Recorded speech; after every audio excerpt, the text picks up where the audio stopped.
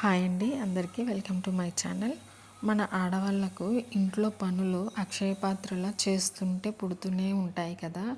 అలా అన్ని పనులను ఒకే రోజు చేయలేం కాబట్టి మన పనులను ముఖ్యంగా ఫస్ట్ ఏమేం పనులు మనకి మార్నింగ్ లేచిన దగ్గర నుంచి ఈవినింగ్ వరకు ఏమేం పనులు ఉంటాయి అని లిస్ట్ అవుట్ చేసుకొని మనం ఏమేం పనులు చేస్తున్నామో ఇంకేమైనా పెండింగ్ ఉన్నాయా అనేవి కూడా లిస్ట్ అవుట్ చేసుకోవాలి. ఈ విధంగా చేసుకోవడం వల్ల మనం పనిని ఎలా చేయగలుగుతున్నామో, అంటే ఫాస్ట్గా చేస్తున్నామా స్లోగా చేస్తున్నామా అనే అవగాహన కూడా మనకి వస్తుంది. ఇలా చేసుకుంటూ ఉండాలన్నమాట. వంట పని ఎప్పుడు ఉండేదే కదా.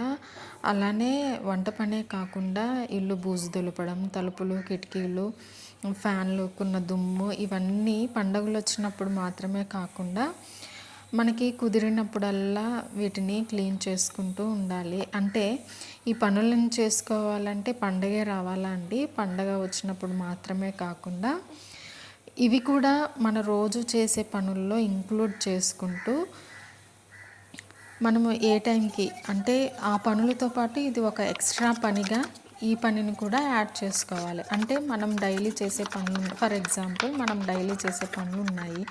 ఈ పనులు చేస్తూ కూడా రోజుకొక విండో క్లీన్ చేయాలనో, లేకపోతే రోజుకొక రూమ్లో ఫ్యాన్ క్లీన్ చేయాలనో, లేదా రోజుకొక రూమ్లో తలుపులు ఉంటాయి కదా వాటిని క్లీన్ చేయాలనో మనం పెట్టుకున్నాం అనుకోండి.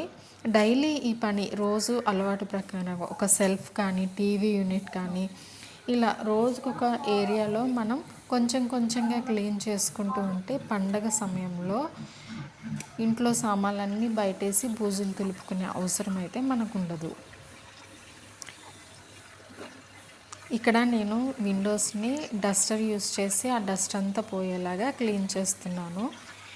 ఈ వీడియో మీకు నచ్చితే లైక్ చేయండి, సబ్స్క్రైబ్ చేసుకోండి. మరిన్ని వీడియోల కోసం నా ఛానల్ని ఫాలో అవ్వండి. నేనైతే ఇలానే రోజుకొక విండో లేదా ఫ్యాను లేదా తలుపులో ఇలా క్లీన్ చేసుకుంటూ ఉంటాను. మ్యాక్సిమం ఇల్లు నీట్గా ఉంచుకోవాలనే ప్రయత్నిస్తాము, కానీ మేము ఉండే ఏరియా ఏంటంటే బాగా డస్ట్ వస్తుందన్నమాట. ఉదయం క్లీన్ చేస్తే మళ్ళీ సాయంత్రానికి ఎంతో కొంత డస్ట్ అనేది కనపడుతూ ఉంటుంది. అందుకే నాకు అలా డస్ట్ కనిపించిన వెంటనే నేను ఇలా క్లీన్ చేసేసుకుంటూ ఉంటాను. నా వీడియో మీకు నచ్చిందా? నచ్చితే లైక్ చేయండి, షేర్ చేయండి, సబ్స్క్రైబ్ చేసుకోండి. Thank you for watching.